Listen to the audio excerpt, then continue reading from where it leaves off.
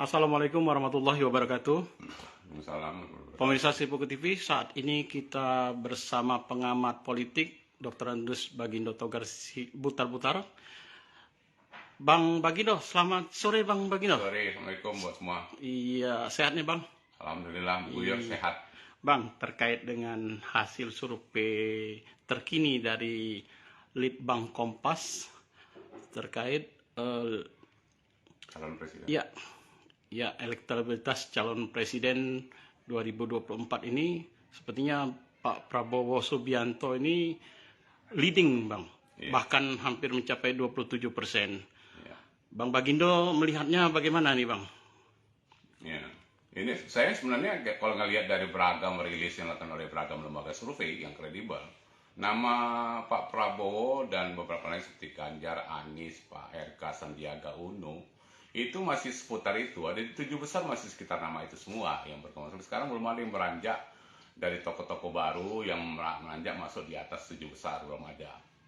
Sebenarnya tidak begitu surprise, cuman yang sering berubah itu di angka-angka, diferensiasi angkanya aja. Ada perubahan kadangkala, ada penurunan, peningkatan dari 5 calon terbesar atau 3 calon terbesar terutama. Ada bergeser 2-3% peningkatan atau penurunan. Tapi masih Pak Prabowo leading terus. Artinya apa? Sampai saat ini kelompok yang loyal ataupun yang masih mengidolakan atau memberikan penilaian positif pada sosok figur Prabowo masih cukup tinggi. Tapi kalau kita asumsi kita pada pemilu presiden tahun 2019, beliau kan lebih dari 45% dapat suara. Tapi waktu itu kan head to head, 2 pasang toh. Nah, ini ketika ini kan kita belum tahu nih akan berapa pasang, apa 2 atau 3 paslon yang akan bertarung nanti pada pemilu yang akan datang, pemilu beberapa tahun yang akan datang. Dan artinya kelompok-kelompok yang masih mengidolakan dan mendukung dan loyal pada sosok Prabowo cukup tinggi, walaupun kalau analoginya yang di Pilpres menurun, tapi kan sekarang ini belum tentu head to head. Siapa paslon dan Pak Jokowi tidak lagi pada periode ketiga. Nah, artinya apa? Ini tren baik bagi Pak Prabowo, cuman jangan salah, please, kawan-kawan dari wartawan Seribu dan lain-lain, yang sangat menentu juga untuk mereka, untuk sosok ataupun tokoh atau figur seorang Prabowo, faktor calon wakil presiden sangat menentukan. Beliau akan tampil sebagai presiden periode yang akan datang. Baik dari segi sosok, popularitas dan elektabilitas maupun dukungan politik yang melekat pada sosok atau figur tersebut. Katakanlah kita sebutkan dari partai politik ataupun non partai politik, apakah dia bagian dari elit parpol atau sekedar kader parpol. Nah, ini sangat menentukan. Jadi kedua adalah irisan wilayah dukungan. Wilayah dukungan yang berasal dari sosok wakil tersebut. Kita kan tahu selama ini Gerindra dominan di Jawa Barat, Yogyakarta, wilayah Sulawesi Utara, DKI, dan beberapa daerah di Sumatera, juga di Kalimantan. Nah, ini kan kalau dirangkum basis konstituen pendukung Prabowo ini perlu irisan dari wilayah-wilayah politik lain, dan ini juga menjadi prasyarat penting bagi sosok calon wakil presiden yang mendampinginya. Dari segi pertama tadi dari segi partai politiknya, dukungan basis wilayah suara kelompok-kelompok pendukung masyarakatnya, sebaran identitasnya, kemudian kewilayahan. Nah, apabila Prabowo Subianto, Partai Gerindra, mengutamakan itu menjadi prasyarat utama menjadi wakil beliau, insya Allah beliau akan tampil sebagai pemenang ataupun menjadi presiden ke-8 di Republik ini. Satu lagi, ada yang lebih spesifik dan lebih yang, maaf, saya mungkin terlalu maju ataupun terlalu prediktibelnya terlalu melebihi dari yang wajar, saya minta maaf sebelumnya. Ada mungkin secara intuitif saya mengatakan kondisi politik 2019 akan lebih kurang akan terjadi pada tahun 2024, yaitu penentu pemenangan Pak Jokowi sebagai presiden dalam periode kedua, yang pada saat itu kondisi skrimet mempengaruhi siapa paslon yang tepat mendampingi Pak Jokowi supaya jadi presiden di periode kedua. Nah ini terjadi lagi. Wakil, apalagi sekarang Pak Prabowo kan sudah bagian dari kekuasaan yang dulunya berseberangan. Nah sekarang, kalaupun Pak Prabowo representasi dari keberlanjutan kepemimpinan Pak Jokowi, beliau harus lebih kurang sama meniru strategi ataupun strategi menentukan siapa bakal calon wakil presiden yang akan mendampinginya. Dari sosok popularitas dan elektabilitas, baik dari dukungan partai politik, juga dukungan kelompok-kelompok organisasi sosial masyarakat dan yang cukup berpengalaman, cukup berpengaruh, cukup teruji loyalitasnya. Nah, siapakah itu? Ini pertanyaan. Menurut saya, maaf sekali lagi maaf. Apalagi di 2019 asumsi saya akan terjadi pengulangan. Sekali lagi saya minta maaf. Organisasi ataupun kelompok-kelompok masyarakat, kelompok-kelompok tokoh masyarakat yang dan pengaruh maupun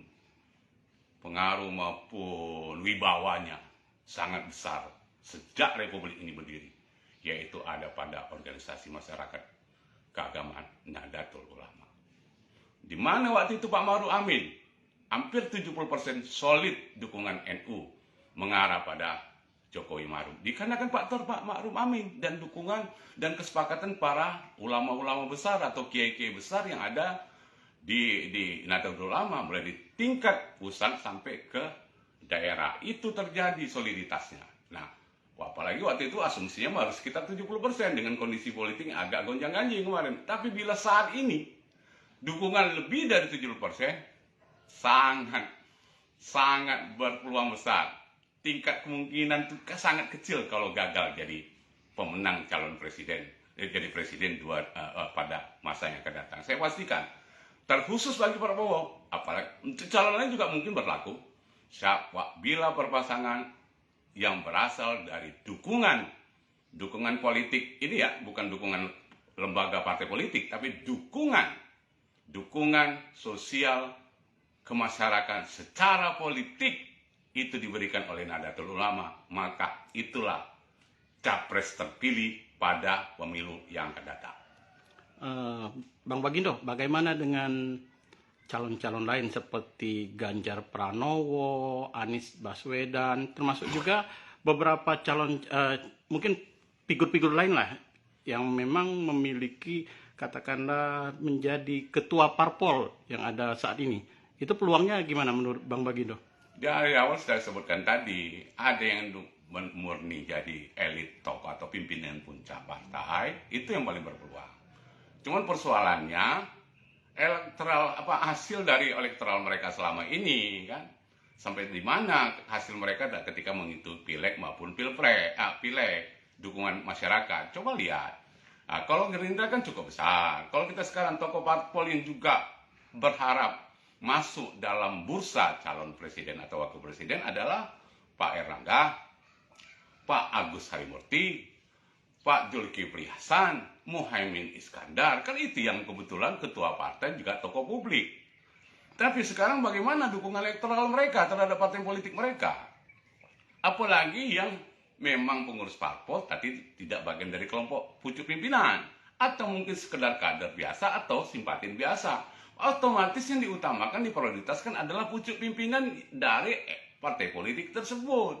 Jadi sebenarnya setelah katakanlah misalnya dari partai lain, kata Pak Erlangga, meningkat dukungan elektoral terhadap legislatif terhadap partai Golkar nanti, mungkin saja misalnya yang tertinggi antara Pak Erlangga akan berusaha mencari dukungan paslon yang bisa mengimbangi respon ataupun simpati publik ketika terjadi pilpres.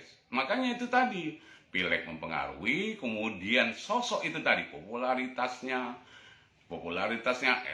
elektabilitasnya, kemudian dukungan